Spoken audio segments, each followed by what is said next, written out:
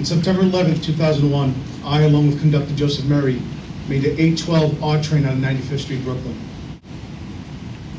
I initially held my train outside of Whitehall Street, the first stop in Manhattan, because there's a center track there where trains could be turned back to Brooklyn if necessary.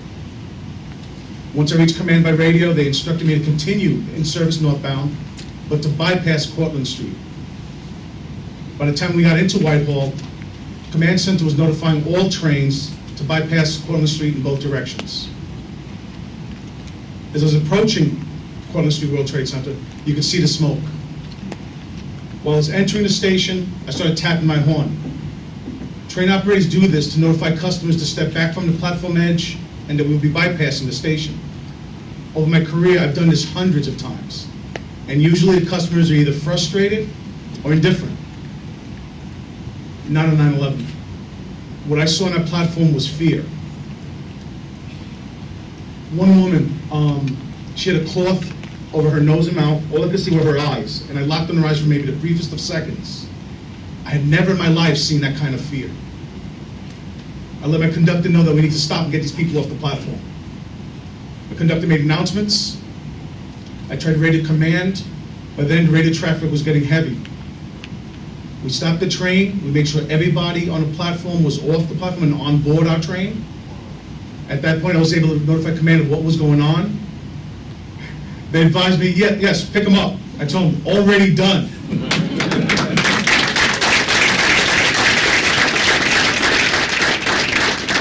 As we leave Cortlandt Street, besides people being scared, they were even audibly scared. You hear them behind you at the cab door. And I remember one of the first thoughts was, my wife works in the area of the World Trade Center. Her beeper company, which was a city contract, operates out of World Trade Center, and about once a month she was going into the Trade Center on the way to work to swap out beepers. And that morning I was trying to remember for the life of me, was this one of those mornings? City Hall's the next stop after Cortlandt Street. The desire to get off that train to get to a payphone was incredible. But at the same time, I had a train load full of scared people, and I didn't know how many trains were behind me. So my conductor, Joseph Murray, and I, we continued in service and made it all the way to Queens.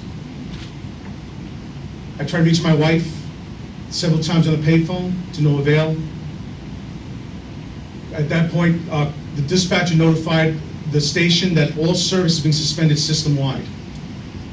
So the train crews, station agents, cleaners, everyone on hand helped clear out the platforms and the station of any customers.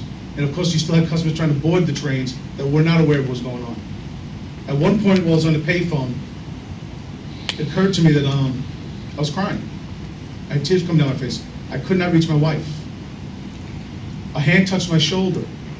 I turned around, it was Conductor Joseph Murray. He told me my wife managed to reach the dispatcher and that she's fine. She's in Brooklyn, but trying to make her way towards Bay Ridge. I felt the weight lifted off my shoulders. It was physical. I actually felt like I grew. I knew whatever else happened that day, I can deal with it. My wife was safe, and that's all I needed to know. It was a long day. We made it back to 95th Street eventually, the conductor and I, we had to do shuttle service to try to keep service going. Predominant people were emergency workers, people looking to volunteer to rescue, as well as a lot of Red Cross workers.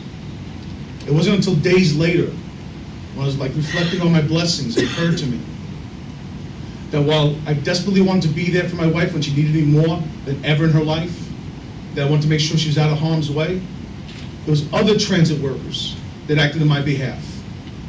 There was other train crews and station agents that got her onto one of the last trains going into Brooklyn. There was a bus operator that eventually she was able to get onto a bus and got her towards 95th Street. I'd like to thank all of the men and women who were working on 9/11. You guys acted on my behalf when I couldn't be there for my wife, and hopefully I did return the favor to some of you.